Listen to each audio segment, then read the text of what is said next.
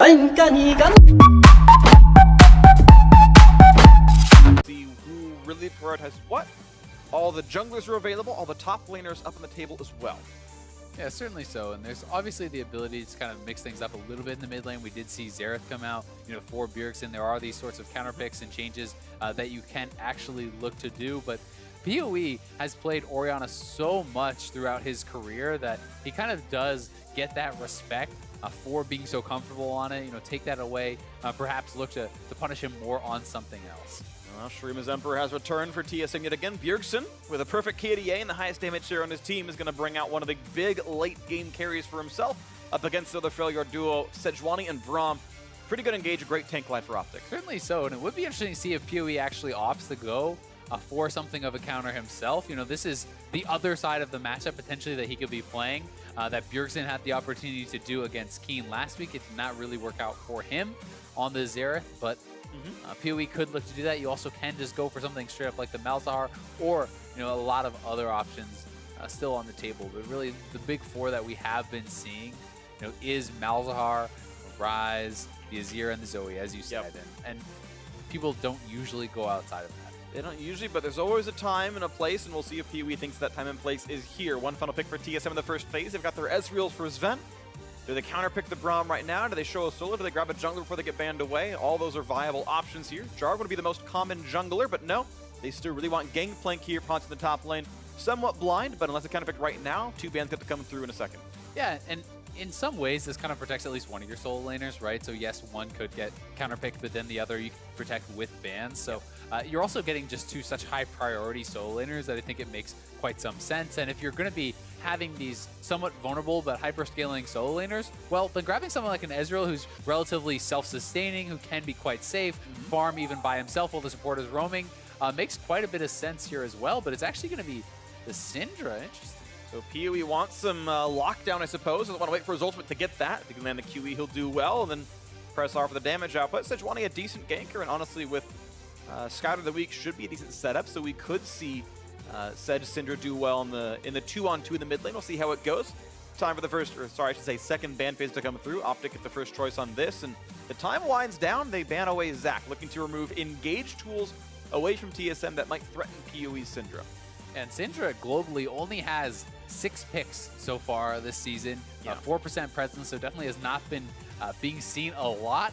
If you get ahead of the Azir, I really do think that you can take over that matchup because the Azir often is relatively squishy. You can start to kind of one combo this guy, but from behind, from even, it can, I think, sometimes be tough to really have the same sort of relevance as an Azir in the team fighting. And Azir's wave clear, his stalling in the game is so powerful. His late game team fighting is incredibly powerful, and does have a lot of playmaking. So there's certainly a lot of reasons to be going for that side of the matchup.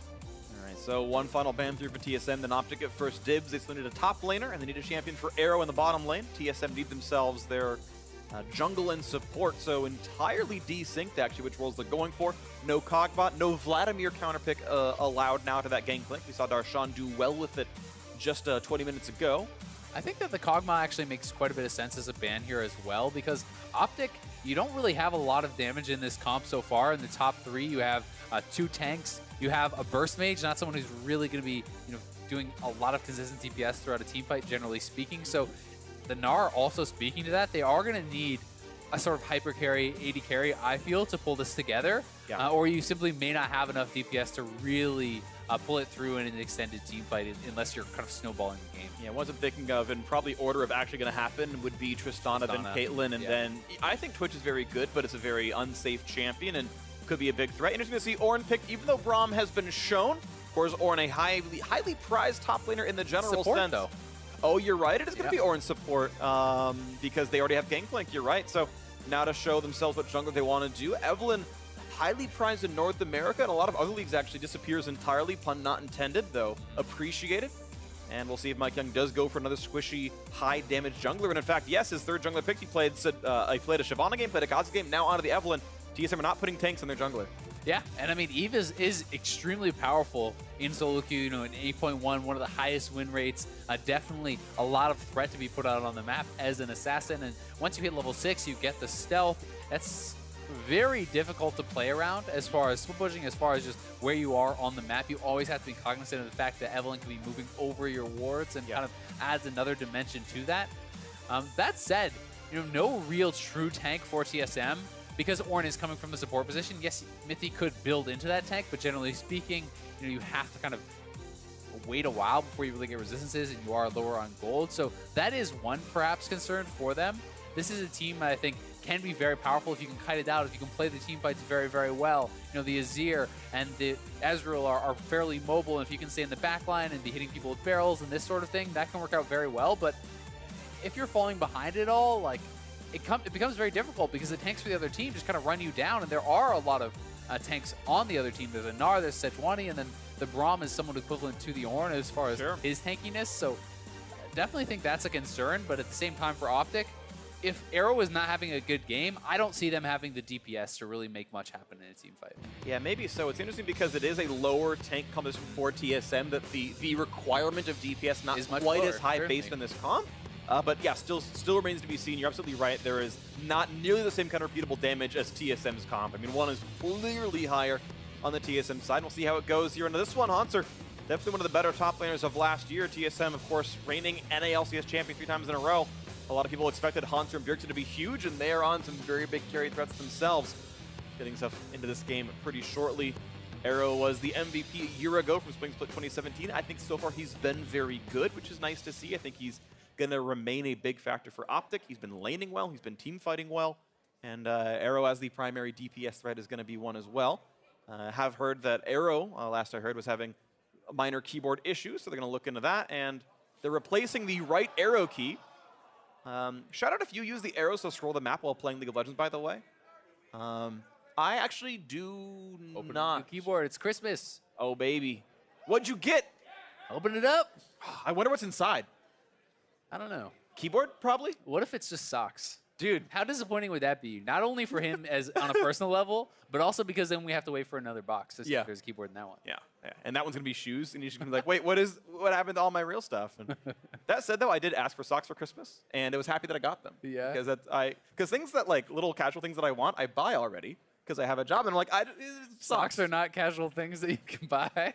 I mean, they're not exciting to buy, right? It's like, ooh, new game came out, and I go on Steam and I buy that right away, right? Yeah. Or, a new Ezreal skin comes out, and I, you know what, Freak? Whatever your birthday is, I'm going to get you some socks. Dude, I appreciate that. Yeah. March 16th. Okay. All right, thanks, buddy. I'll mark it on my calendar. I'll turn 31. But getting back to the game, Mithy actually starting with Unsealed Spellbook on the Ornn, and he is going to be starting Knight. So it's pretty interesting to see that. I was expecting Guardian, to be honest, because I do think that Guardian is so powerful on the melee supports, but obviously having the Summoner spell cooldown can be very, very nice here also. And especially if you are going to be having an aggressive jungler, being able to have the Ignite on your support offers some more kill pressure, some more threat, not only in the bot lane, but also if he wants to look to roam, post 6, you can just show up to a lane and ult down and try to pick up a kill there. So we'll see kind of how well that really does play out, because as far as just baseline effectiveness, Guardian is just always good. And that is why, generally speaking, Guardian has high win rates, not only just on tank supports, but also on a lot of the tank junglers. Yeah, totally agree. And we've even seen champions like Nunu, who like everyone was joking about being really bad, actually did well with Guardian. And worth pointing out that some of these defensive keystones are really very strong. Got a quick ETA from production, about a minute and a half to go until we're done with the keyboard at getting tested and back into the game. So we'll get onto that one pretty shortly. But once again, shout out that even though the live patch is 8.2, we are still playing at 8.1 this weekend. There's usually about a week we give teams to practice before we put them onto the patch professionally. So this would be the last few games of 8.1 for the... Getting loose. Yeah, warming up. I like that he's practicing his jaw movements as well. I don't know who talks by moving their jaw left and right. It actually sounds really weird when I'm doing it. So I don't know if he needed that, but... Zig making sure he's ready to shot call properly. Yeah, I'm sure that's exactly what he's thinking. He's like, man, I got to make sure I can get warming up those German sounds properly. Just make sure I can talk with Power Buell properly. They've got cool vowels. They have like, we're going to move on. Anyway, I like European vowels because they have like things on them. There's like accents. I like how you say you're going to move on. And then I did. Because I realized it wasn't worth just like, help yourself. I can't actually. No. I'm helpless in most things. You're insatiable. Your thirst for puns is never quenched. That's true. You know what would...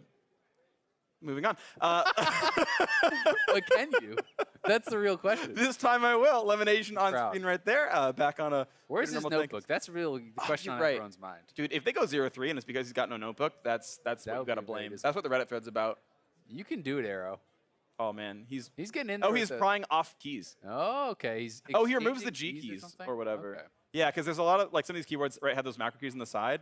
And I actually don't like keyboards with those keys on the side as well, because I'll, like, feel for the escape keys, and I'm hitting, like, F17 or whatever, like, whatever that button is over in the corner, and it's, like, actually bound to numlock or something, and now, like, my items don't work anymore and stuff. That'd be unlucky. Yeah. All right, so either way, two OT teams starting off, obviously bad first week for both TSM and OpTic, looking to get a first one on the table.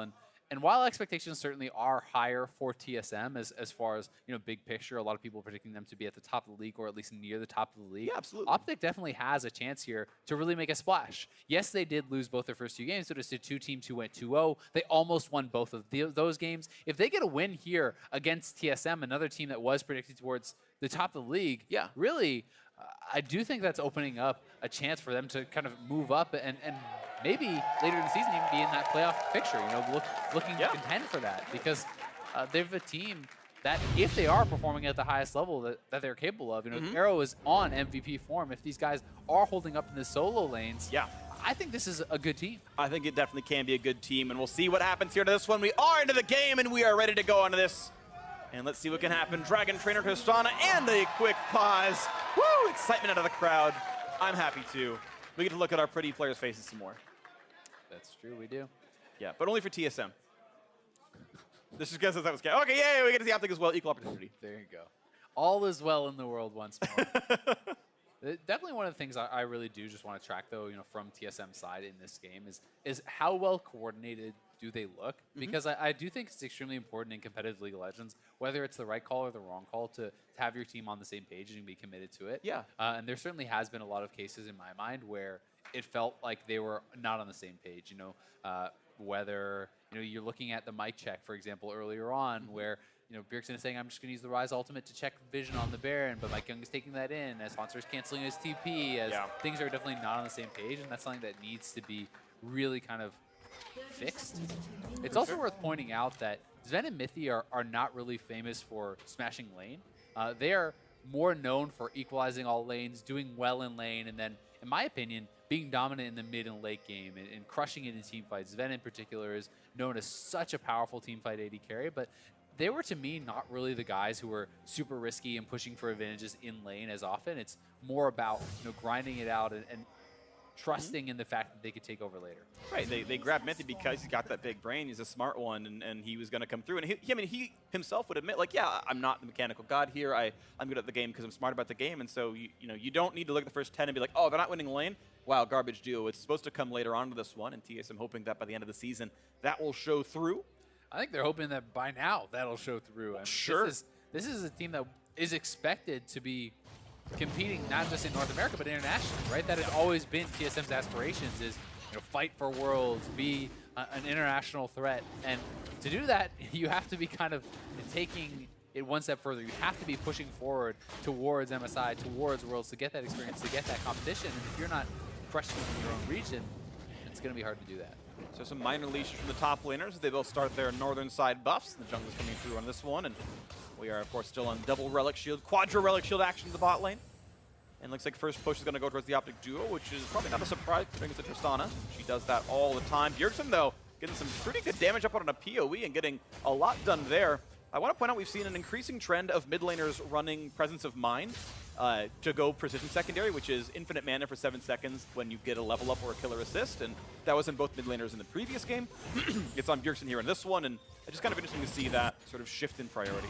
Yeah, and I think it's something that can be very powerful during the team fights. If you are in an all-in sort of team fight with people dying, you're probably not going to run out of mana, but it's kind of surprising because I always kind of feel like Morello's fills that gap, and if you are playing someone who doesn't build Morello, then yes, that makes a lot more sense. But if you're going to be on Syndra, I expect to see that item, and then that is kind of already taking care of that to me. Like when you get a killer assist, you're already getting a lot of your mana back, and then it's probably not really going to be an issue. So it'll be interesting to see if our Revo is going to go that way. Decent damage for that one. Yeah, the major benefit seems to be that it's just actually a lot of mana in the laning phase, that even if you don't use it for the team fight power, it's basically a mana flow band replacement, where people are going to precision secondary instead of sorcery secondary, and mana flow band got nerfed in 8.1, so they're like, yeah, we'll just do this instead. And we'll see if that sticks around for a few more patches, but just, it's fun noting the differences in runes. Pros are doing Presence of Mind a lot right now in mid lane. So Bjergsen, yeah, gets a little bit of a ward from Mike Young, helps watch one of the gank attempts that Acadian could do. Can't come through north side now. Yeah, also another little difference here is you'll see a lack of stopwatches in the bot lane, right? There's actually 3 people taking Biscuit Delivery, which I think is a fairly underrated mastery as far as sustain goes. But it's interesting to see that taken in what I would think is going to be a very passive lane, right? And you know, if you are just kind of playing it very slowly, yes, having potions is useful, but it's not as necessary. Whereas if you're going to die, it's probably going to be in an all-in situation. So in my opinion, if you're playing a slow lane like this, it's only really going to sway if it's a jungle visit. Then stopwatch is probably just better because it's all about the power in that one moment instead of kind of power diffused over the time that you have all this extra health regen. Yeah. Where that is more to me like if you're poking back and forth, it's really powerful. I want to point out one thing is we got our runes overlay, but versus a would-be gank in the mid lane, Bjergsen is safe.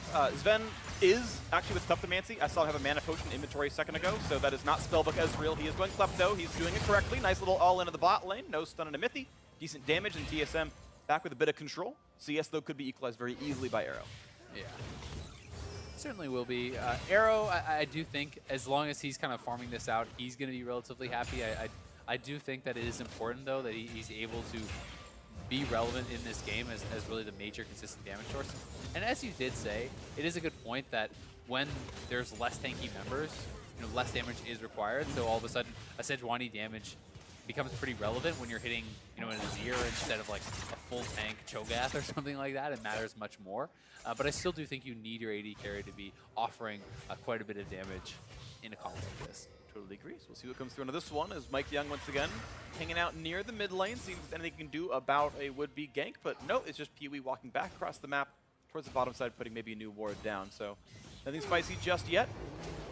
Right now we do have ourselves a 1,000 gold lead to the credit of TSM. Looks like they're just earning a lot more money via Kleptomancy, though. They've got 2 users themselves, so that's it is a real gold lead, but it also kind of lies to you because it was just kind of given to them for free to a certain extent. Yeah, I mean, it's discounting the power that is inherently there in something like Fleet Forward, right? Right. Because that does not represent itself as gold on but the it's power. board, but it is power, right? Yeah, exactly. It kind of evens out a little bit with that. Yeah.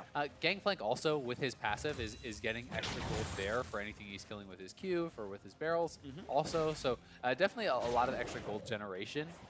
But definitely not completely telling the full story. I would say that the biggest lead really is just mid lane right now for Bjergsen as he's doing a good job. He's doing incredibly well right now in this mid lane. Props to Bjergsen, level 6 here on both these guys. He's got to really respect what could be stunts coming out. Is running Cleanse for the Sejuani, or sorry, well, yeah, Sejuani or Syndra stun, but no barrier for the damage output. No, but I mean, he also rushed Merc Treads, right? Like to me, the way this is very clearly telling me that Bjergsen, all he wants to do, push the lane and not interact, right? Yeah. Because if he's able to outwave clear Power of Evil, which in this case he certainly is, then all Power of Evil really gets to do is interact with minions and try to do his best last hitting under the turret. He never really gets a chance to combo Bjergsen, and Bjergsen is going very defensively because he doesn't need damage right now. He's just trying to farm. He's just trying to scale. And some of that, to even belabor the point slightly, is he's got that infinite mana from having Presence of Mind plus Mana Flow ban. Actually, he's got both mana talents by being Sorcery, Precision, Primary, Secondary, so like plus double Doran's Ring. He gets to literally spam abilities on cooldown forever and never worry about him running out of mana while he's shoving forever. So it really does play to the style of trying to have a non-interactive lane so he doesn't int in the lane, because Sejuani is a pretty punishing jungler sometimes. Yeah, it certainly can be, especially now that Acadian is level 6 and he has kind of reached that mark a little bit faster than Mike Young. And you know, with that combination, the first gank can be very powerful, even if there is a cleanse available because the Sejuani ult that gets cleansed into a Sky of the Weak, then Bjergsen could be in some trouble. But you know, the Merc Treads also are giving you magic resistance, and both Sejuani and the Syndra are going to be dealing magic damage. So I just think it's a pretty smart buy here for Bjergsen, and it's a pretty intelligent way to play out this lane because TSM has a lot of really powerful scaling. So we're hitting ultimates pretty soon. As you mentioned before, Acadian has his Mike Young not yet there, but he's getting pretty close, level 5. And Shane, here's a jump into the bot side, looking for a little bit of a play to have. Nice damage across. He's also trying to do some damage in a Mythy, but looks like the TSM duo is going to be okay. And one last Mystic Shot actually kind of equalizes the trade, so Arrow forced to walk right back out. Level lead, though, could be in a better smite for Acadian. Red buff forced to leash back, and he might want to live down here. Again, Mike Young cannot turn invisible yet. He's pre-6, but Cadian says there's too much threat from the rest of the team. With all of Bjergsen's shoving going in, he can't stay much longer. And so, despite it being a good invade, Bjergsen's lane control keeps Mike Young safe. I will say I'm a bit surprised by the tabby rush here from Zig, into Gangplank. This is a Gangplank with an early Sheen, with Kleptomancy, with a Ko. He's going extremely greedy, and when you're going very defensively like that, it's extremely hard to punish. And yes, Gangplank is doing a lot of physical damage, and the parlay is very annoying, but this is not like an auto attack based champion, really. And it's also not an auto attacking physical damage jungler. That's a weird stopwatch. I think that was an accident. Yeah, I think he meant to chug his like consumable potion or something and hit the wrong button on his keyboard, so unlucky there. But yeah, he had dodged the W, and then there's nothing left to threaten him. Yeah, and the ultimate was already used. That really doesn't make any sense at all, so it had to be just an accident. But either way, I don't feel like Zig is going to be able to pressure Hanser with this build. I just think that it's so defensive, and it doesn't really make a lot of sense to me because of that. Like, tabbies, if you're going against a Rengar or a Kha'Zix as well, then great. It's the dual usage. It becomes much harder to get ganked, but it doesn't really even help you against Mike Young much, and your cleaver is fairly delayed. I just feel like GP gets a bit more of a free lane because of it. He's going to, with the Cull, be scaling even more heavily. He already has additional passive gold, and when he gets to Triforce and you're on like a Phage and tabbies, it's going to feel pretty bad.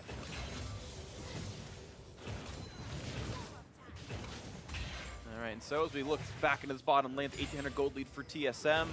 Again, it's the Klepto users in the mid lane farm lead. Nice little chunk of damage towards the bot lane. Elimination forced to take a few licks and walk right back out, but everyone's going to be pretty much all right for themselves. And yeah, it has been a much lower impact early game compared to the previous one we cast, who were re-hitting some of these same points, but pretty easily Sven got to his Tier Sheen recall. He feels really good about that one. I would pretty much always take Tier Sheen over a BF sword start, so he's feeling pretty good about his lane and just stacking up.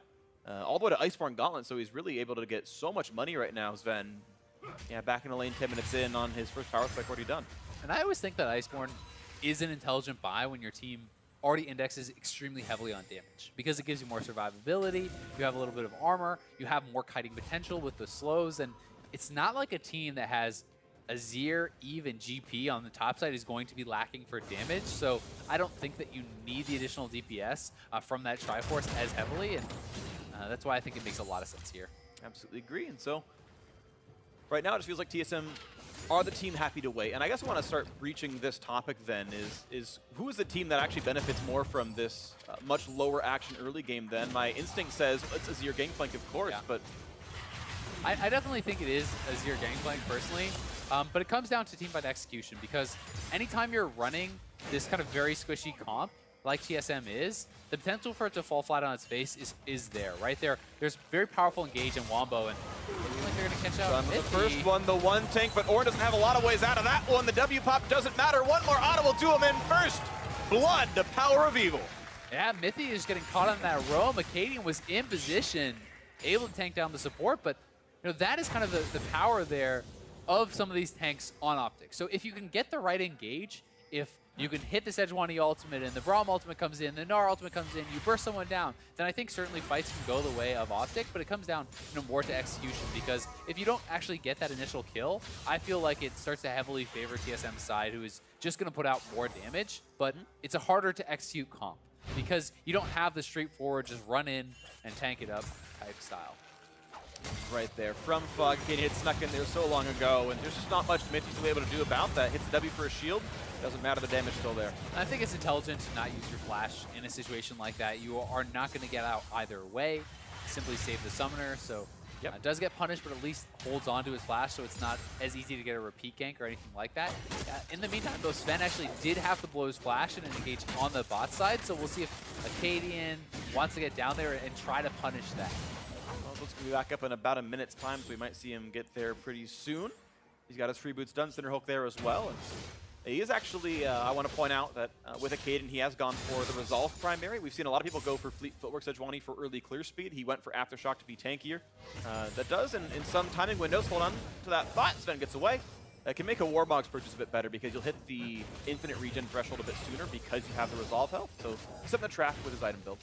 I just think that it's Aftershock, as far as the actual team fighting, like it's weaker in the early stages because the footwork with the attack speed you're getting is going to help with your early clear. But when you get to the actual team fight stage, I definitely think Aftershock is more powerful, especially for a champion like Sejuani, who often is just stacking health, not really resistances in the early stages. If you go for a Cinderhulk into a Warmogs, which is very, very standard, you don't have the armor in the MR, and Aftershock, in addition to your passive, can give you a lot of that and actually increase the amount of survivability you have by a very significant margin. And so here we go, looking at a little bit of pressure on the bot side. Mithy with, he's got the resolve, gets the demolish damage out, but he's like, I'll tank those hits. It's worth it to get about 450 health off that turret. And that one's down to about, 55%, so some headway being done by this TSM duo. So this is kind of the sad time that I was talking about in top lane, where GP has now completed a Triforce, and Zig is building towards his Frozen Mallet, but he's on pieces of a Frozen Mallet completed versus a completed Triforce, in addition to the longsword and the free boots, etc. And I think this is where it can start to get relatively hard for that Gnar, and I just don't really see him being able to punish in the 1v1, but maybe his goal is more, hey, I'll just go for a more defensive, a tankier build, and then in the team fight, TSM may not be able to burst through him, may not be able to deal with him, and as long as he is giving the freedom to Arrow and Power Beetle to pump out the damage, he doesn't necessarily have to do very much himself, because there's a lot of squishy members on the TSM side, so maybe just looking at it a different way. You're right, if OpTic's game plan really is like, hey, we'll just win every team fight because support Orin is not enough in the front line, we'll just win outright with Sejuani, Threat, and Rom in the front, then if they choose to play defensively, that can work for them. They get themselves a Mount Drake, which is a pretty nice pickup. Okay, nice. No, that was on purpose. I just realized. It was on purpose. Mike Young was not stealing. He was setting it up for Sven. This positioning just confused me, but no, we're back there. Or is it a toxic AD carry? It's a toxic AD carry. Every AD carry is toxic. Confirmed. I am one. Hashtag free freak. Okay, move on. 2,000 gold lead TSM. And yeah, just kind of sitting in the same place now for themselves. And with Hans having the ultimate, the Ornn pops in as well. Look for the knockup. Not going to hit anyone, actually. Splits the upright. 3 points to Mithy. Welcome to America. This is how we play football. And now looking for a little bit more. Is it chase onto Acadian? The damage not going to be there, though. The ultimate attack for Mud. Mike is low. One more hit. Pops the stopwatch, but no ulti. No way out. Stun's going to land. One more shot. An arrow. Gets a second kill now for OpTic as Ven runs away. Red buff on. Lands some more shots, but not going to matter. Quick pick up there. OpTic 2-0. Good stuff from Acadian there, honestly, and it looked to me, I'll have to see that in the replay, but it looked like the execute was available from Mike Young onto Acadian. The image kind of does come up above them, showing that you can actually signify their kill, and Mike Young went in for that, and I believe it was a Guardian proc from Lemon Nation that actually saved him, because you get an actual icon. So watch Acadian here. You'll see the icon does appear as he gets low, and Mike Young says, I can go in and kill him, and then is it a Guardian from? No, he got Summoner healed. Oh, he got Summoner healed. Guardian was wasted on Arrow. It was the heal there from Arrow. Something came out, and that kind of baited Mike Young in to go for the execute, and then honestly, just a nice ultimate to follow up off of that stopwatch there for Acadian, and it's the flash use, the ultimate use, stopwatch use for Mike Young, no kill available. Again, another game here from Mike Young where he's playing extremely passively, and if you kind of compare to last split, someone looking at Sven Skaren, he got quite a bit, I guess, of criticism, it's fair to say, but when you compare their early games and kind of what they have done for these teams, when Sven was on TSM versus when Mike Young was on TSM, Mike Young really has not been getting much done in the early game besides farm. He's kind of just been playing relatively passively, and whether that's the team saying, hey, play slow, we're going to win late, it's hard to say, but not involved whatsoever in any First Bloods yet in the 3 games. Has not really been involved in hardly any kills at all in these 3 games, but he is up on gold because he's farming. Right, and those are the stats from the first 2 games. His now kill assist is 0.33 per game in the first 15, and his first blood obviously still 0%. So he's getting the farm. He's not getting a lot else right now. But is Eve the champion for that, right? Like, and that kind of feels a little bit weird to me. Like, yes, Eve does have a lot of damage coming in later, but if you're trying to just play a super slow game where you're scaling and you're not going to put on any pressure with Eve's passive and her stealth, which is so much of the power to me, then I don't feel like you should be on this champion, right? I just play feel like Zac. Play Zac, play J4 or something like that, full tank J4, right? Be a frontline to the team because they don't need more DPS when you already have GP plus Azir as a solo lane. It feels like it doesn't make a ton of sense to me. No, I agree with you. I feel like you at least want to apply some pressure. You don't have to be going all out because Eve does scale still well as far as DPS, but you need to do something. And we'll see what comes through on this now. Power Viva looking for a bit of a slow. Finds Mithy, stuns him, gets displaced a little bit. Now the stun's going to come from long range, but there's no chase to be had. It's not going to mean too much right there. Mithy blocked what damage he could with his W on, and survives the end of the encounter there. Katie going to get rid of a ward. It is an interesting topic because we talk about TSM junglers. It's been a perennial topic. TSM's been around North America for basically ever. And the joke is always they turn every jungler into a passive jungler. But Mike Young's playing his normal kind of champion. He's got a Kha'Zix and an Eve game, and he's just not getting things done himself. There's a nice not knock-up actually. Gets through a little bit of it now. And the Orin ult coming across and doesn't headbutt anything. So just walks away from that. Yeah, the KDM was kind of waiting in the wings there. Power of Evil was roaming down too, so TSM not going to decide to engage into that, which I think is definitely the correct choice, as Bjergsen was slower to the roam. We'll see if Bjergsen can kind of zone PoE out at all here. Gets a little bit of damage in, but not actually going to deny any of the CS. No, one miss so far. Okay. Gets the rest of them. Mages last thing in a turret, not usually too hard.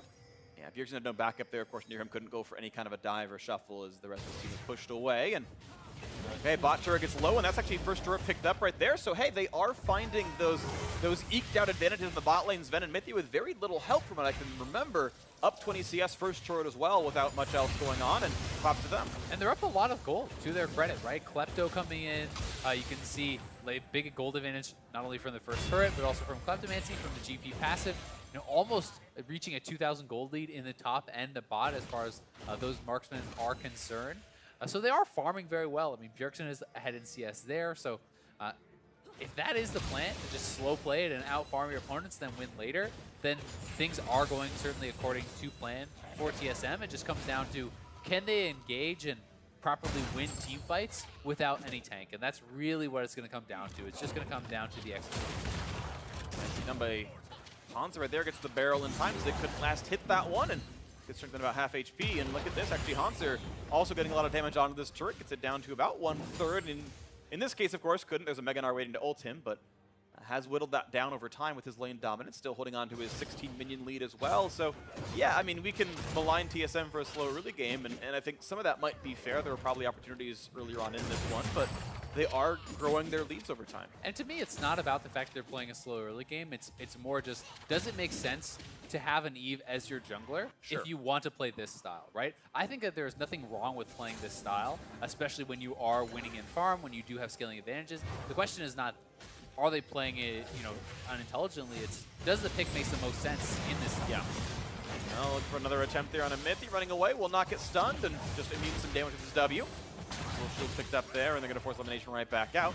This time around, though, it's actually priority on the mid lane for TSM, and OpTic going to look for this Infernal Drake. The team's coming down. Teleport's available for both top laners. This could be the first major team fight coming in. Mike Young invisible.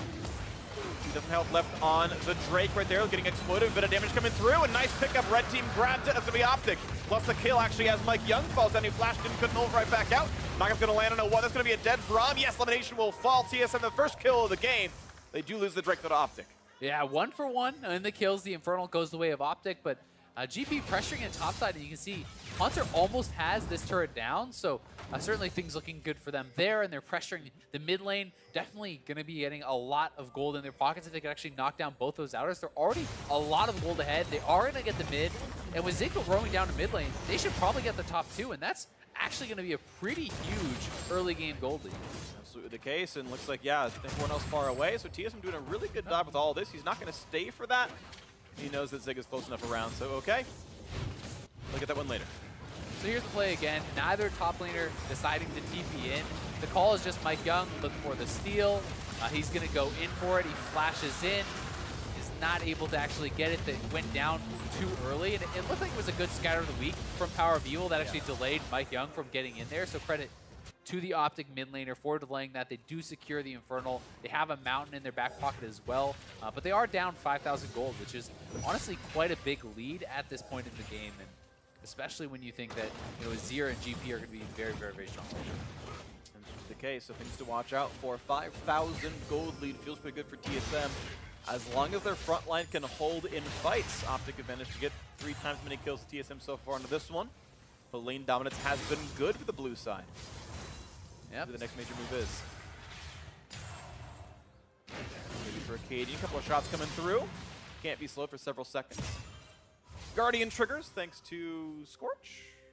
Oh, Leandry's actually, the burn actually. So that's a 40-second cooldown on for now. 45, I think it is. Elimination going to be without that. Shouldn't matter too much, though. Keystone has a pretty short cooldown in the grand scheme of things. Sven farming pretty safely down here, and they expect this dual lane will knock down this outer turret for too long. Of course, Baron is alive, and teleports are available for these side laners in Hanser and Zig, so we expect them to be on the far side, TP in case there is a real Baron threat.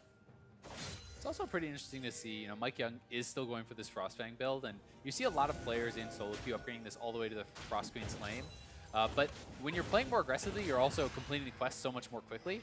Because he's mostly just farming, he's not actually getting the tribute procs off on players, so he's only at 344 of the 750 gold needed to actually complete the quest, so it's going to be a long time if he ever actually does complete that for the actual kind of speed up proc. Yeah, and he had bought Spell Thief's literally first item. He recalled, got that. Acadian bought Green Smite for some wards out, and you're right, Mike King has not contributed much with that item just yet. Maybe he will a bit more so in the future, just hasn't yet. And that being said, it's still a relatively efficient item. It's still, you know, quite gold efficient. That's kind of one of the reasons it's so powerful, is because people say, hey, it's gold efficient, but then you also get the gold, then you also get the proc, and these are some benefits. But I think it's pretty smart for him to just not even finish the process. They got the slow. Arrow's going to be immuning that one. Elimination's here for the defense. Okay, but that is the broken stopwatch now.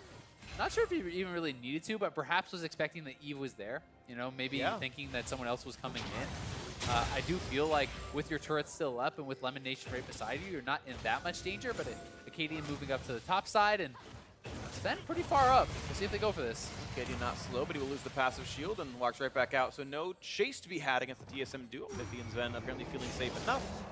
Quick blue buff handoff here. Mike Young gonna get one over to Bjergsen. Playing for his team pretty nicely. Protobelt done on the Evelyn, so still building towards ability power. Now another Ruby Crystal inventory, so we'll see what that turns into later on, but at least getting some durability in the build. Yeah, and all three of the carries here for TSM have over the 10 CS a minute mark, right? They are farming very well. You know, Bjergsen 305 CS at 25 minutes, looking very good. But Hanser is very close up there as well, and might actually get a solo kill here. He still has his ultimate. A little bit of damage done right there. Zig forced to jump away. Burns his flash for it, and Bjergsen wants to get around the wall, but not going to happen just yet. OpTic's credit, they are at the 10 CS a minute as well, but not for the most part to the same marks as TSM. It is a better farming game for the blue team here as Bjergsen tries to keep control of the mid lane with his own turret. Pushing away PoE as well and dodges the Scout of the Weak stun. Ooh, nice little shot there on his vent, though. Good bit of damage out of the duo. Maybe TSM need to be a bit more respectful, but they do have lifesteal available to this Ezreal. Acadian wants to slink around, but a ward spots him. OpTic, though, will finish this turret off, and there's their first turret of the game. Yeah, finally knocking one of those down, but again, Hanser has just been pressuring Zig so heavily. Bot lane turret is almost down for the tier 2. Bjergsen, you know, is kind of pressuring around the mid tier 2 as well, and TSM is accruing these advantages. Mike Young is up on the top side. Bjergsen is roaming. They're looking to make this a 4v3, but OpTic has backed off early enough, and looks like they're going to call it off. But really, TSM just feels like they're just content to play this extremely passively. And then it just comes down to execution. That's all this game is going to be. Can TSM avoid the engage and out DPS and essentially, you know, knock down their opponents? Or are one of their carries going to get caught? Are they going to get comboed? And then all of a sudden the Goldie doesn't matter. If you hit some sort of a combo that catches both GP and Azir and they instantly die, well, you don't really have this massive front line to be up there and absorbing all the skill shots and kind of tanking that up for you. Absolutely the case. So things to watch for then. Can Acadian get in? Can Zig get the TP? Flanker, can Elimination get on there? Even PoE can do it to some degree as well, but remains to be seen if that can actually come through right here. 3-item build done for Arrow. He's got his 2 Zeal upgrades, so that's a really big Tristana. That's in very much online champion. Ben's in a pretty good spot himself, has the Last Whisper. Zig recalls in safety, and Hanser will keep this push going. As you mentioned, that bot lane tier 2 is an incredibly low health turret. It will not take much to be killed off.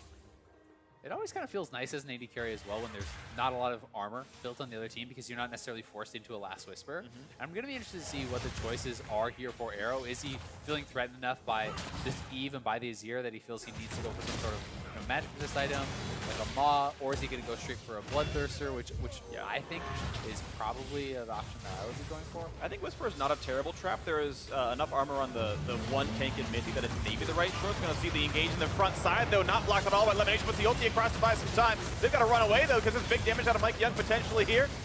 They've walked the Gangplank ultimate already. No kills to be had, but several flashes down, actually, from the defending side as OpTic lose some ground. Yeah, a lot of summoners blown there. 2 flashes blown for OpTic. The heal going out as well was Mike Young's flash. Zig does arrive, but a little bit late.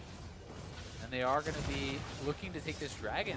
OpTic, I think, is just going to try to push up mid and try to threaten another turret, get a little bit of gold for themselves, because they have been kind of out-positioned at that dragon. Looking for a little bit of damage in the mid, but not a ton right there. Just going to take some shots, but looks like Arrow's going to stay safe, and no longer has a minion wave in the way, and Sven playing just on the right edge of this one, gets half HP down. And Haunter back to the bot side. He can probably knock down that turret. It's extremely low, and no one really is in position to defend. He's trying to slow play because he doesn't really know where everyone on OpTic is, but that turret is not long for this world. The top lane turret is going to be another one knocked down for TSM, so 3 turrets down, and the gold lead is still kind of slowly growing here. Yeah. Going for a while. TSM, if you want to make a fairly biased safety point for OpTic, they'll hit full build first and stop acquiring value out of their gold. Wow, what an inning. I fed this guy so much he has no more slots. See, there you go. They can't even buy pinks. That's how I rationalize my laning phase. I've given him shutdown gold. You come gank him, jungler. It's okay. He's worth more now. Yeah, I'm not good at this game. It's okay, though. Moving on is TSM are just continuing to play this sort of slow grind, and it is still working. They are still out farming in most cases. Arrow's been given a bit more liberties with the farm, but he's actually now fallen back behind his solos in individual last hitting. A lot of the gold is really in the pockets of Monster, though, so it's kind of how much can he convert. And you also have to take into account the fact that GP is balanced somewhat around the fact that he is going to have more gold because his passive gives him more gold. So therefore, generally speaking, you're going to have lower base stats. You're going to have things like this that are kind of accounting somewhat for that. But he is, a few thousand gold ahead of his counterpart, and the rest of the map, things are even enough that it's certainly OpTic has a chance to be able to win. Right here, Parlay has earned 1,400 gold via the mechanic on that one, so you can kind of track that against everything else. Now some damage onto Acadian, half HP on the Sejuani. Aftershock buying some time, but really getting low onto this one. Not a lot of resistance on that champion. Has to get a couple of jumps away to knock that a cannon barrage, and here comes the re-engage that Mithy wants in, and actually the shield had dropped, so elimination's in a bad way. Has to jump right back out. They will stay alive. They're getting away from that Ornn engage. I actually really liked what TSM did there, splitting up the Ezreal ult to actually get the Braum shield to come, then using the Ornn ulti now that it couldn't be blocked, and they're going to force onto this Baron. It's going down fast. Zig is TPing in, though. Oh, yeah, the one-shot arrow is deleted already. That is the most important champion on the team, and that means a lot of map pressure now for TSM once again. Acadian is flashless, ultiless, some damage on elimination as Sven pushes them away. Mithy's coming around the side as well. They might keep chasing for kills, or at least get rid of some wards. They might just be happy with just that kill, though, and it might also just be a reset. I actually feel like they could have just started the Baron up again. I mean, you have the Ornn to tank. Hunter's going to have to flash out. He might get solo killed here. Derek's popped. Zig, can he do it? 2 more attacks will put him in, and yes, a kill on the trade back. And Not this a means a lot. Power of Evil helping, but yeah, big kill there for them. They're going to be able to push up mid lane, and TSM not deciding to restart that Baron when Arrow is down seemed pretty surprising to me because there's not a lot of kind of power left in the OpTic tank when they had no Sejuani ultimate, no Braum ultimate. Arrow is down. Here is the initial play again, and Arrow just walks into these Zir soldiers, gets sniped out by Sven and Bjergsen, and then really, what do they have to actually fight against this? But Power of Evil, nice scatter of the weekend. It's Zig going over the wall to finish off Haunter. Trade of flashes, but getting the kill certainly a big deal as it buys OpTic more time and allows them to really get the minion waves going their way.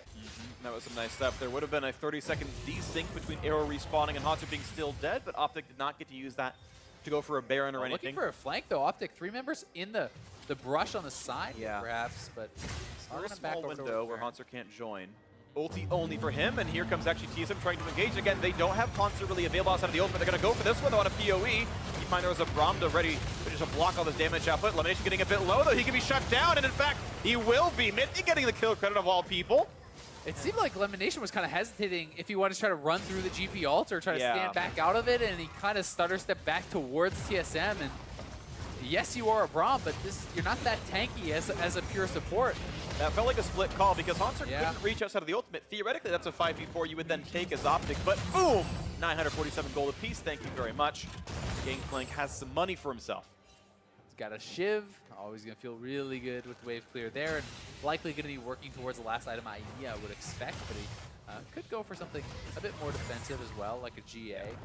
Either way, Arrow is actually opting to go for some magic resist, so he has picked up the Null Magic Mantle, might be a QSS, could just be the straight Maw. I think, after dying so quickly over by the Baron, definitely has to respect the damage that's going to be put out of Bjergsen, and if Bjergsen can kind of get his soldiers up on top of him, that is very scary, because then there's potential, Mike Young coming in and executing you, but Totally. will be interesting to see what he actually decides to complete. I always do think that if a team like this that has a lot of poke and kind of long range things that are hitting you, like the Azir shoulders, and you're getting poked out by an Ezreal and the GP's ulting on you and these sorts of things, I always feel like lifesteal is so incredibly powerful in those situations, because if you're taking poke but not actually lethal damage, having a BT means you can almost instantly heal that back up, and then things like them running to the Baron off of poke damage is no longer nearly as viable. Absolutely. You keep a Raptor twice in your full HP. Exactly, but at the same time, if you're dying to what you think is an all-in, as he did by that Baron pit, then the Maw is going to be like the mother. Yeah, exactly. Going for that item here for himself, and a lot of extra shields and health for him. Looking for the engage. Going to find the first stun. He's going to cleanse away and jump backward for the re-engage. They're going to stun Mike Young. Almost take him down. 200 HP left on him, but the Evelyn will in fact survive. Here's a big Ornn ulti across. We're going to knock up 2 on the bot side. No engage coming through. Barrel Chain only going to hit on a Zig, and the Ezreal only going to tag Power of Evil, but the damage is enough that OpTic will once again run away from this. 9,000 gold down, giving space to TSM. This is an important fight, though. OpTic has the HP advantage, and the Infernal's on the map. They already have one Infernal. If they could get the second, that's a big deal, and that's a GP all down. That's a cleanse down from Bjergsen. Cleanse down from Mithy here as well. He's actually swapped over to that. So they're going to start up this Infernal, and it looks like it's just theirs. TSM will give it, and that does honestly eliminate some of the gold lead. Not as much as, as it would for a team like TSM, who's building more AD and AP, but Arrow and Power of Evil are going to be noticeably stronger, and even Zig will get something from this. Absolutely agree. Arrow right now sitting on 217 attack damage, Power of Evil on 483 ability power. So, yeah, decent upticks to the two of them, to the tune of a few hundred gold, maybe a 1,000 and change maybe, but yeah, not making up the 10K deficit, certainly not yet at this point. TSM not. with the move around of resources get to go back to the top river first themselves, though, and arrest vision control away from OpTic. Looks like Baron's going to be the next major focus, as kind of as it has been for the last 15 minutes or so. I think the cleanse is actually a pretty smart choice here from Mithy in this situation, because he knows he has to absorb the CC, and because he is not like a pure full tank, if you do get hit by the Sejuani ult and things, you're going to get burst down. So having the cleanse in his back pocket to be able to kind of get him out of some of those situations, I think makes quite a bit of sense. I like it. The exhaust, are you really going to be in range of Power of Evil to exhaust him? Probably not. It's more about kiting back with this composition. So I think that the cleanse is actually a pretty intelligent adaptation here from Mithy. I really agree. I wouldn't have thought of it, but I think it's a really, really good choice. So cool to see that from Mithy here, and we'll see if that actually comes through in a big way in the next fight. On cooldown for a few more seconds. Attempted Charm, not going to come through in elimination most likely. No one to jump onto him as the team protects. But this is now the Baron standout. This is where the attention is going to be for the next 5 minutes here, is which team can grab the Baron and take control of the map is going to be the big determinant. Critically for OpTic, though, the bot lane is going to be pushing for them. So it's TSM who eventually will have to get down to that bot side and answer as this mini wave stacks up. And that's one of the things that can make these Baron baits so much harder to deal with. If TSM had the wave that OpTic has to respond to, then you start the Baron when they go there, and you can force out TPs and things like that. But it's actually time on OpTic's side for now. Then just poking. Sometimes you have these standoffs, and it's just who has the Lux, the Son of the Ezreal, the ARAM champions, and Ezreal landing a few Qs. Ven's feeling pretty good about that one. And this is kind of the situations I'm talking about, where lifesteal can be so powerful, right? Arrow is getting chunked out. Yes, he does have fleet footwork. Yes, he is going to be getting some lifesteal and some health back from that, as well as the relic shield, but certainly not a ton of lifesteal on this. And they're looking for Power of Evil. Elimination, where separated. Big chunk of damage. The flash actually still hits him on the top side. Elimination incredibly low. Gets someone heal, walks away, and does that as Ven as a result of Arrow helping him out. But that is some summoners gone, and health bar is even lower now as OpTic forced to run away. Yeah, they certainly are. The mid laner and support are going right back to base. Huge mini wave is stacking, though, on bot side, and TSM need to either now go down to bot and answer that, or they have to start the Baron and kind of push OpTic into doing something. But for now, TSM is just kind of sitting around, and look how big that wave is getting on the minimap. It's just absolutely massive. The mid turret is pretty low here, too. Wow, TSM really playing incredibly defensively. They force a hard recall out of elimination. Super they got risk-averse. 3 big summoner spells out on important champions and say, yeah, we would rather recall and have Haunter play for waves than go for a 5v3 and 50-50 the Barons. Might look for another ult. Not going to land that as Acadian, though. Bjergsen had cleanse anyway, wouldn't have mattered, but mid lane turret's going to fall. of the fact that Haunter had to run down to the bot lane, so that wave turns into cash into OpTic's hands. And that's the map pressure that I was talking about, right? That slow push that was developed by OpTic earlier, really working in their favor. That means now that TSM loses all their vision around the Baron. You know, their chunk, their damage on Lamination really did not result in much, though they did get the flashes. So that's pretty big, you know, getting a flash out of Power of Evil. That also seems a little bit random. They're kind of pretty far back, but it is a low cooldown, so not the end of the world. Yeah, it's at this rank, it's the same, in 8.1, it's the same cooldown as something like a Nautilus or a Maokai ultimate there, and of course he's built himself a good 30 CDR on items so far, so not too hard to spam that one a little bit. Goes fishing, doesn't find it, that's okay. He'll try again later on. Bot lane actually gets traded back just off the big wave that was pushing in via Haunter's shove. They managed to equalize a bit of that gold off of bot lane tier 2 falling, so the game remains 5-2 in Turret's favor of TSM. Gold remains his 9,000 difference here, and we'll once again see the next moves come through. Malva Mortius done for Arrow. Sven on full build now at this point with his Scimitar done, so nowhere else to grow for the Ezreal. And as much as you were joking about the, for OpTic, you know, TSM's going to be done their builds sooner and blah, blah, blah. Yeah, but I walked on the Oh, hold on. Yeah, there's a fight. Bjergsen then at 1/3, 2/3 HP now across the wall. Comes Akaden. He wants this one. The Proto forward as well. Everyone wants the damage. Ults right back out. Akaden is low. 500 HP left on him. The True Shot Barrage getting a bit lower. Mega Gnar turned on as well. And they're going to turn away. Critically, though, Akaden is the only one who got chunked out. He has the Warmog, so he will actually be back up to full health very shortly. Bjergsen did expend his flash, but you know, Arrow is catching up in items to Sven, right? He is only one item away. And TSM is playing so risk-averse that they're giving a lot of time to OpTic. Yep. OpTic only really needs one major team fight where all the CC lands on these carries, and TSM could lose the game. So it is, while you're trying to be like, okay, we got to be really safe, we got to make sure we take a perfect fight, you sometimes have to take calculated risks when you are ahead, or you will watch that lead slowly dwindle. Absolutely the case. Sven completely full build. Haunter completely full build as well. Bjergsen half a slot to go. There's a lot of room to grow on the OpTic side, as you mentioned. There's one full item slot still to replace for Arrow, one full item slot, and a half still to pick up for Zig right here. So, and 1.5 for Power of Evil here too. If it stays 10,000 gold lead, it is not a 10,000 gold lead in inventory anymore. Every minute that goes on, OpTic are getting more items than TSM are getting. Yeah, certainly so. And obviously there's some things that can kind of change the math on that a little bit because you have the extra gold for potions, you know, the elixirs, and things like that. Or maybe you trade out an item later on for more optimal DPS, and things like this can change that a little bit. But generally speaking, from this point, if it continues to play slow, it's probably in OpTic's favor because the gold lead is certainly going to be less and less. You still have to send GP bot to clear waves, whether he's full build or not. Going to be the case. So things to watch for now is another Scar's Boom is popped. Going to look for what's going on with OpTic Gaming if they're shoving in mid and looking for more. The Elder being on the map now too is also, I would say, bigger for OpTic because they're the ones with 3 dragons. They're the ones with double Infernal. So while TSM would love to take it away and deny it from OpTic, they get much less if they actually secure it. Half HP on the Bjergsen as well. Chunked by a single stun. They need to make sure they keep him safe down the front. And again, as Acadian finds the stun, with not a lot being gained. Now Mithy wants to go for the stuns. Going to find Elimination down about 1/2 HP. Chunked again.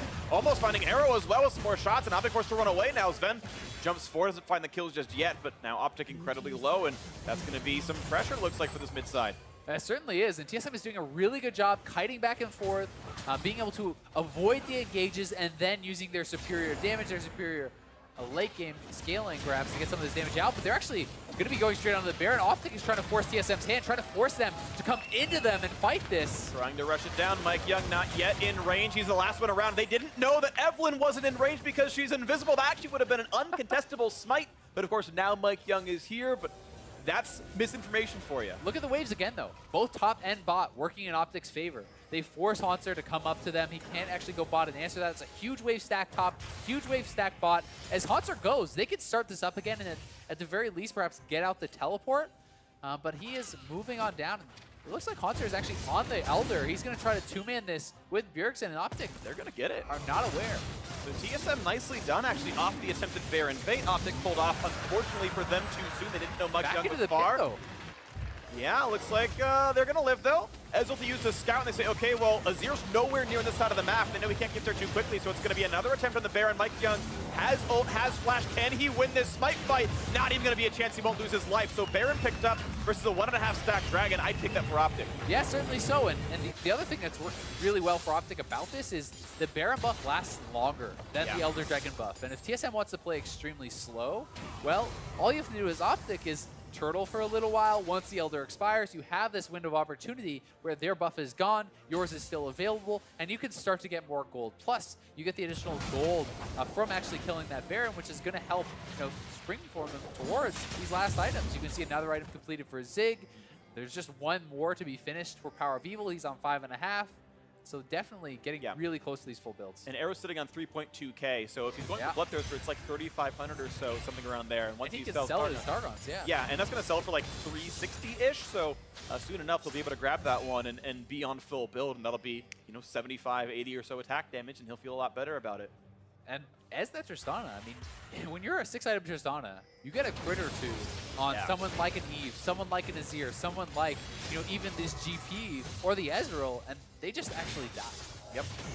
Now, Hanser did replace an item. He sold his boots. He's got a Phantom Dancer now, so 80% crit Gangplank. He is insane for damage now in this game. You have to respect these 3 gigantic threats. Looks like, final item comes through for Arrow. Imperial Scimitar going to be picked up, which... a nice mix between Bloodthirster's Lifesteal and a QSS in case you do get caught by something scary, like maybe an Evelyn Charm. Yeah, certainly so, but not a lot of CC, honestly, on this team. So I'm certainly more in the camp of Bloodthirster being a better last item here. But it does also give the magic resistance, which he's obviously worried about Bjergsen, worried about Mike Young, and there's certainly some... Turret's gone. Watch for that, too. All right, 45-minute... We're going to see a trade of turrets. Hanser split pushing pretty nicely. TSM realized they're starting to lose the map, playing a bit more loose with the splits. They're going to go ahead and trade that as it's now 6-3 in turrets. Only inhibitors left now to be defended with those structures as OpTic have finally knocked down the last of the outers. And the Elder Dragon is about to expire now. It's about one more wave and then it's gone, and then OpTic really can look to push and pressure and try to utilize their Baron. So at the very least, I expect them to get the bottom turret here too, which really is going to push them even closer in this gold game, because as you have pointed out, the gold lead is somewhat lying to you now as GP and the Ezreal are full build. They are not really getting much, if anything, out from this now. More easy rub though to Sven. Does actually have slightly diminished value for an Ezreal because you're going to slow anyway off of your Iceborne Gauntlet. But which he did sell though. He traded out for a Triforce. Oh, you're right. So I missed that. He is trying to change that up and optimize a little bit more for the DPS. He's kept his boots, but as you pointed out, Hanser, grabbed that PD. He's actually changed out to an Essence Reaver now here instead of the Ghost Bleed. So they are trying to go for more optimal damage builds, and that's also going to give Hanser 100% crit. Yeah, well, everything he's going to do is going to do a lot right there. Now Acadian finding some time with Bjergsen. He's going to lose his passive. Now here comes be a nice re-engage as the ulti coming across as well. Half HP, Acadian puts a flash away. This could be a gigantic ulti by Young's already dead though, so 5v4 favor of OpTic. If they can get into this fight, Zig's still safe in the back line. The Minty could be running down. Arrow gets one for himself. 2 kills so far to OpTic. And this is actually so big. They still have the Baron buff. The mini wave is coming, and Arrow is back to full health. Bjergsen is at half health. 1 crit from Arrow could mean Bjergsen gets dangerously low, if not goes down, but they are going to reset. They take that win, and that is what I'm talking about as far as execution. When you do not have the tanks, you do not have any room for error. Mike Young goes in, instantly is killed. Mithy cannot hold up as a frontline tank against a 6-item Tristana, against this almost full build Power of Evil, and it's double Infernal on top of that. So really, the advantages in gold are very negligible at all at this point. Absolutely the case here. Half a slot to go left for Power of Evil. He recalled back to join the team, and there's still about 10 seconds of the reinforcements not going to be joining the fight. Big barrel, though. Yeah, half HP on PoE. With the wave being clear, this is actually going to stop the entire push for OpTic, and Sven's like, yeah, I'll get a bit more done here in this one. Poke down Acadian a little bit. He's going to grab some wolves for good measure, get towards his last item slot as well. One thing I actually really love here from Lemonation, I think very intelligent, he got a Warmogs. Love it. And I think this is so smart because the way that TSM is playing, They use their abilities to chunk out their opponent, they kite back, and then they try to have a reset advantage. And that is gone with the Warmogs now, and knocking down the turret. Acadian in the front line. He's tanking up for a long time. Now watch Mike Young from the top side. Goes in, flashes in for Power Fuel. Power Fuel flashes out of the way. Mike Young instantly dead. And then now the focus on Mithy. Look how fast he goes down in comparison to Acadian, who was fully tanking the 6-item Azir for a long time. And that is the difference between that support tank and the true 6-item, or well, not quite 6-item yet for Acadian, but the true tanks coming out of the jungle, coming out of the solo lanes. You just have so much more gold. I just realized I forgot something. Ornn exists. In Mithy at level 14, they can now upgrade the items for TSM. Yep. The Infinity Edge can become an Infinityr Edge. The Trinity Force becomes the tons of damage dealer. I know Medic knows the names. He looked them up in the EU LCS last week. I'm not as dedicated to my craft. Molten Edge, I think. So it is Trinity Fusion. Trinity Fusion, thank you. Is the item that has been purchased here. And I believe it is Molten Edge for Infinity Edge. I said that. Yeah, there you go. So by our powers combined. By our powers combined, Rabbidan's Death Cap becomes Rabbidan's more Death Cap. We're going to invent them here on the cast. We're good enough. 48 minutes in, though, and yeah, TSM get to keep growing. So that was the ultimate plan, guys. They picked Ornn so that the 6-item build could be a 7-item build, and you can't outscale a 7-item build. Just incredible. Infinite winning in the late game. Definitely got to say, though, TSM, they're playing so incredibly passively, and now at this point, I do think it's fair to someone criticize that, right? When you've been 6 items for so long, and they're sitting back, they're not really applying pressure onto their opponents. They've given away the double Infernals. They're 6 items on Power Beebles, 6 items on Arrow. The gold lead doesn't really matter at all anymore. And now I just think that OpTic is in just a much easier to win with composition, because when you are at this level with these amount of items and you have the pure tanks, it's easier to team fight. And that doesn't mean that OpTic is guaranteed going to win, because OpTic against Liquid actually had a better late game team fight again. They were in the position to win against Team Liquid, and they kind of flubbed the late game execution. Liquid found a pick. They mixed executed in the final fight, and Team Liquid comes away with that victory. But OpTic is now gifted another chance to take down one of the best teams in the NALCS, or one of the teams that is predicted to be one of the best teams in the NALCS. Absolutely. But in 45 seconds, TSM's next power spike comes in as Bjergsen and Sven have Gathering Storm. So they're really taking it late, and they know it's in their wheelhouse. They're really planning for this one, apparently. 800 AP on Bjergsen. Sven's at almost 500 attack damage right now. It is actually a lot more damage when you get super late, but OpTic straight onto the Baron.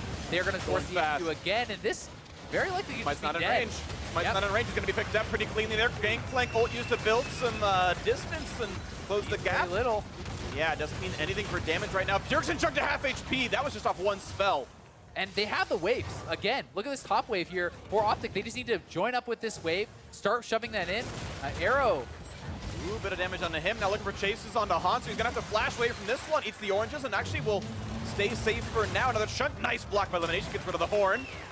The ram, and now this could be the re-engage. Flash over the wall. The ulti blocked and actually just burned now by Braum here. Shrunk back in there, knocked out Acadian. One kill finally. The first time in half an hour for TSM getting something for themselves.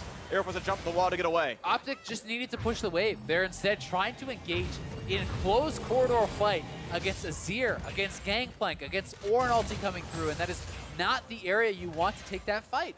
All they had to do was go to the top lane with this massive wave, Baron buff it up, and force TM to engage on their terms. Instead, trying to get too much in the jungle, trying to go forward, you will not push through all these soldiers that are set up and all the barrels that get set up. And Haunter just retreating very intelligently back to his team, holds onto his flash, knows he does not yet need to use it. And as the team sets up, this is where OpTic needs to leave. You cannot fight back into this. Look at the carries on the top side here for OpTic. How do they really come through with barrels in the way, with the Azir soldiers in the way? Like, there's no real way for them to approach that fight. Chasing Gangplank Azir into fog is a recipe for disaster, absolutely. We actually heard Fevin talk about that slightly. It's like, but I have items on Azir. Why are you letting me get kills on my side of the screen? And yeah, kind of happened here for this one. A lot of damage coming through from the TSM squad, and so the gold doesn't matter. It means temporary map control. Elder Dragon spawning in 50 seconds. And these are some of the troubles that OpTic has had. Despite the fact that they have had very close games, they lost both of them, and they lost both of them for a reason. And it was often down to late game execution, late game decision making, knowing exactly what to do at that point of the game. And they have another opportunity. They still are in a pretty good spot. You can see Arrow actually sold his boots. He has a BT, so this is a true 6-item Tristana, which in my opinion is much stronger than the Ezreal at this point in the game with these items. And especially now that everyone's sold their armor items, there's no ninja tabbies and whatnot. You last whisper would be a total trap on Tristana, so good build. And there's triple Warmogs. The only person you could poke at all and have it matter is Power of Evil. If you do not hit him, Zig Warmogs up, Acadian Warmogs up, Lemon Nation Warmogs up, a huge amount of lifesteal on Arrow. It becomes very hard for your poke to matter at all. And TSM doesn't really have the comp to hard engage because they're so squishy. Still thinking fire for themselves. Stun comes out from Kiwi. Doesn't find any purchase though, and Elder Dragon controlled right now. It's not a powerful Elder Dragon. Again, there's only one Mountain Drake right now on TSM, but they're going to find some damage on a Mythic. Gets the flash out from him, and Gangplank ult to disengage, and that's going to force OpTic to run away once again. It does, but again, Warmog's on the table, lifesteal on the table, the GP ult will expire, and what did you accomplish? You got a little bit of damage on PoE. That's about it. So now they have no GP ultimate. OpTic can look to re-engage. Warmog's back up to full now. For Elimination, he does get poked down again by Zir. Potential charm onto Acadian, not going to go for that one just yet. It will expire. 4,900 left on the Elder Dragon. Mithy is tanking it, the only tank on the squad. And OpTic Gaming is going to kite right back again. The soldier's in the way though, Hunter. That's an important smite. And the rest of the squad putting an arrow at half HP. Here comes Mega Gnar though, perfect timing going in, and it's picked up by Mike Young. A little bit of power for TSM. That's going to be the disengage right away by OpTic. They almost got that one, but did not come through. Ulti's used. That was such a critical smite from Mike Young. If OpTic gets that, that could very likely just be the game because you pile into that fight, you have the double Infernal buffed up. TSM, another leash on life, but this OpTic piling in the mid is going to go down. Haunter actually went to go push the bot lane. They knew that the recall was going to be late. In fact, Haunter is staying right now, and they can tell this. He's actually fighting minions. OpTic will actually recall to defend, though. No, this is, really smart. Now TSM just chase. You stop the backs. Haunter is going to get an inhib off this, almost guaranteed, and OpTic did not need to send perhaps all their members to actually take down that inhibitor turret, and very smartly handled here by TSM. They know that OpTic doesn't want to engage into the Elder Dragon buff, so Haunter simply stays around. He gets the inhib. Good stuff. And you can see that OpTic actually bled out 1,400 gold during that, and even though the money itself doesn't matter. PoE will a bit low. The chase though on a Haunter. Look at the damage against Zig, but it's a very tanky Gnar. Here comes the order to try to help out, and it will not go into the air. Zig too far in. The kill. He's forced to flash away. Yeah, really trying to push to get some of these kills, but perhaps over-chasing a little bit. It is a trade of flashes, so not bad. GP ultimate is down, but obviously low cooldown at this point in the game, and try to push out these waves. So that is just to get the top wave pushing even more, building up for TSM. They're going to have this big wave crashing from the top side. The wave will naturally push into the bot side because of the super minions there, and TSM will likely look to push up the mid lane and then essentially have all three lanes pressuring their opponents. It's going to start looking like TSM with a bit more confidence now that they've gotten that Elder Dragon fight. They got, a little bit more done with themselves, so starting to be a bit more forward with this.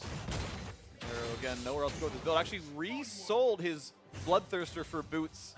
Wants to be able to move a bit more, and honestly, I actually don't think you need 2 lifesteal items. I actually think he should get Blade of the Rune team because there are some high HP champions, just something to get through some of the sort of front line, but I understand wanting Scimitar. Is just not responding again. Bjergsen is pushing up here. Mike Young is there, and they are going to try to move up now, so it's not as though he can go straight for the inhibitor, but it does feel like OpTic is starting to struggle a little bit as far as the late game decision-making, as far as how to find the fights, when do we engage, where do we engage. They are making some mistakes there, and that is where it's feeling like TSM is getting some of these edges. And TSM's being more proactive, too. They had Mike Young following Bjergsen, so if PoE dueled him, surprised with an Evelyn coming out of the fog of war to kill you, and I like that move. It turned into a kill, but I thought it was smart. Here comes the re-engage again on the mid lane. Blocked in, loses some damage on the back line, but Mike Young nowhere to go. He's going to get the kill, though. They pick one up, but it's a trade. PoE traded back now. Ooh, it's Acadian force a flash right over. Be in trouble here, perhaps. In for Bjergsen. The damage output is there for Acadian. He will just barely survive it. TSM backing out, so a sliver of HP on Sejuani, a 4v4 on the map. It's so important that Acadian got out there for OpTic, barely surviving. Bjergsen knocked it back in. It was a trade of kills. Advantageous for TSM, though, as it's a mid laner down for OpTic. Acadian needs to get back out here, but he won't be able to before 2 inhibs are down. Yeah, 2 inhibs down is a lot of map control for TSM, and that's going to coincide with the Baron respawning as well, so you expect the blue team to have the map control to secure that and maybe turn it into a game win, slow as it may be. OpTic now really stuck inside their base, and PoE, an important part of their squad, and he's gone. And that was just a really nice flank, honestly, from Mike Young. He finds his way behind the team, not spotted. And he is able to find that sort of an engage. And that's one of the things that, as fighting as it is, can become more easy in the super late game stages because there's not inventory slots for pinks. So they really start to not have enough coverage around the map. And they're looking for a re-engage again here. Nation does block it out. Yeah, it's still a very long, slow, if you do get rid of that one. He managed to already 5 on his seconds. But yep, the split pushing is going well. But now Hansel a little bit alone. And again, no Mike Young and no Pee-wee. Pee-wee will reinforce sooner. Gonna go pop and look at the damage. Arrow found himself one. Will Sig chase for Bjergsen? The answer is no. But now it's 73 seconds with no top laner. That split push gets him killed. Bjergsen had no Zhonya's there. I actually think that Arrow should have jumped forward for that kill. I think that could have been a dead Bjergsen, certainly. Yeah. But playing perhaps a little bit too scared. Elimination, though, does get caught. Yeah, Pee-wee was in base defending, so TSM going into 4v4. Happy to take the fight, looking okay. Zig looking at a little bit of a flank, but not finding purchase. Pee-wee has to be careful, though. He's split from his team. They don't know where Evelyn is, so you cannot just be clearing these waves all and not worrying about that at all. Here comes Mike Young. He's looking for Pee-wee again. They're going to get him with the knock-up despite the flash. The charm not going to land. Pee-wee's going to stay okay. Good damage into Bjergsen, but didn't pull the trigger for the rest of the damage up. But I think if he had been able to ult, that would have been lethal damage, as Bjergsen has almost no MR at all. Zhonya's just came back up that second, so he didn't have it for that. He has upgraded it now here, too, so that... Zhonya's Paradox. Yeah, everyone is grabbing all these upgraded Ornn items. And OpTic straight over to Baron, but I mean, they're exposing their base. They need to kill this instantly and then recall. Zig is by himself in the base, and TSM could just go to try to end here. They have a wave. Zig needs to get out of there. Zig's going to get really low on health, finds himself a stun, gets kidnapped by Mike Young, and now 4 versus 5, and TSM are pushing with minions inside the base, looking to get the damage output, but they realize even with Zig coming in, Haunter still has no flash. Ooh, he cancels, so it's a 4v4. The new Haunter wasn't around, and it means they will lose some more time, but a Nexus turret kill as payment for 4 Baron buffs. Yeah, and I mean, they do take the Baron off the map, which I think is very important because TSM was likely depending on this Baron buff, you know, with all the map pressure to kind of cleanly close out the game. So that is somewhat of a win for OpTic, but very, very risky. That easily could have been the end of the game. And the Hibs are coming back up, but it gets really tough for OpTic to leave their base at this point with only 1 Nexus turret, with all the inhibitors exposed. Gangplank could just kind of wander in there and knock down these turrets so quickly, but Critical he doesn't have his TP for now. Something to watch out for. I want to continue the item tracker. Mike Young sold Sork Shoes for a Lich Bane. I'm actually not even sure if that is DPS optimal because Magic Pen is such an important stat to assassinate the backline, but he thinks that he wants the extra ability power ratio on that for the damage output. We'll see if it tracks well for him. And Bjergsen and Sven both have Gathering Storm, and when you hit 60 minutes, it's a comical amount of extra AP. I mean, we are almost bridging that gap. That is another benchmark where that mastery becomes probably more efficient than Keystones. Like, it's actually insane at 60 minutes. Yeah. Well, most games don't go 60 minutes, and of course, then you watch the LCS. Highest, longest game of this season so far for NA, 64-33, I believe I was told. Shout out production, thank you very much for that one. And we're only about 4.5 minutes from that mark. And it just seems OpTic kind of spawns these games. The previous longest game was OpTic versus 100 Thieves. They have that longest average game time. Even their game against Liquid was fairly long. They're in another 60-minute game here. They seem to know how to survive. They seem to know how to do pretty well in lanes and all these things, but definitely find themselves, I think, you know, not necessarily exactly sure what calls to make, how to close out the games, what the best thing is to do in some of these really difficult late game situations. We're up to 516 attack damage on Ezreal and 912 ability power on Bjergsen, so they are powering up massively here. And yeah, it's going to weirdly get slightly more difficult over time to deal with their damage output. I think though still, like, even in a situation like this, even when you talk about individual items and whatnot, or the master upgrades, positioning and actual macro sense are 99% of the game at this point. The little, like, oh, I do 5% more damage to you does not matter in most cases.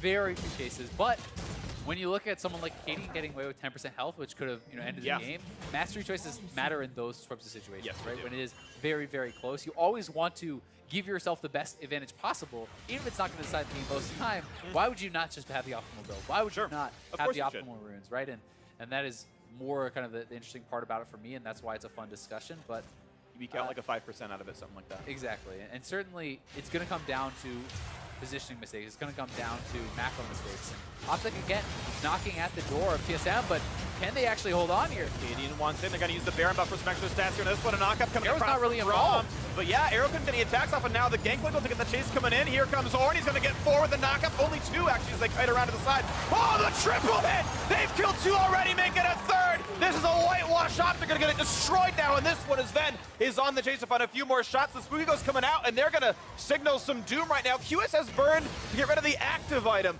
as the Cadence start running for dear life. Arrow over the wall. Someone's got to go down in the mid lane right now because they can start winning the game. A nice pick off there, and Arrow left alone. What can he even do? He can jump the wall, and a nice backward shot by Mike Young. He has the damage output. The shutdown is through. A full ace for TSM.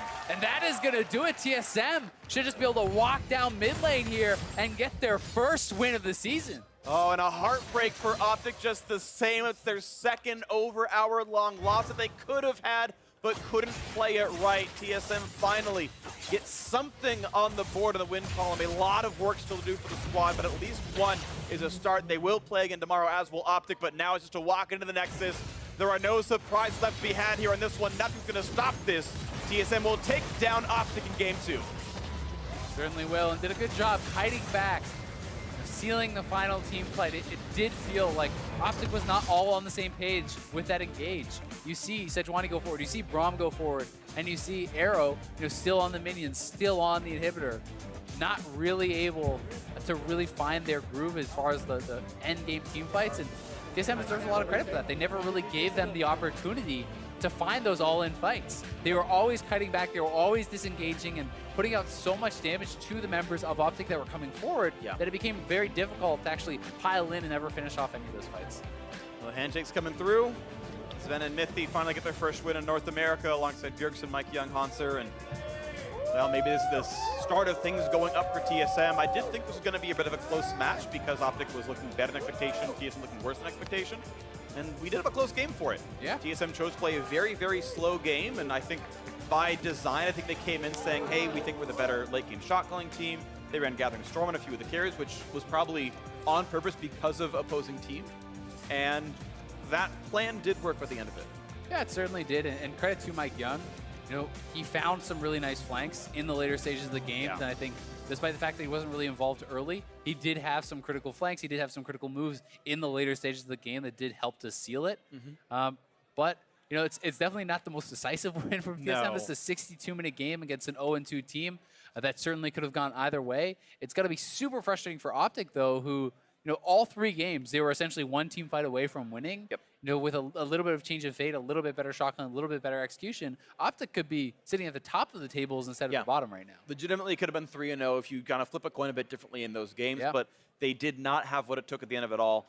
A 0-3 start to OpTic. They will have, of course, more games to play in the near future, and as every team does in the LCS, a great line coming out from me. That's why I'm play-by-play and not an analyst, as I say the obvious things. But yeah, still, it's... And I'm wondering at what point the mindset changes from, hey, we're happy we're playing close, to, can we just freaking win a game by this point? Because I know week 1 spirits were high, saying, hey, we played Liquid close, we played 100 Thieves close.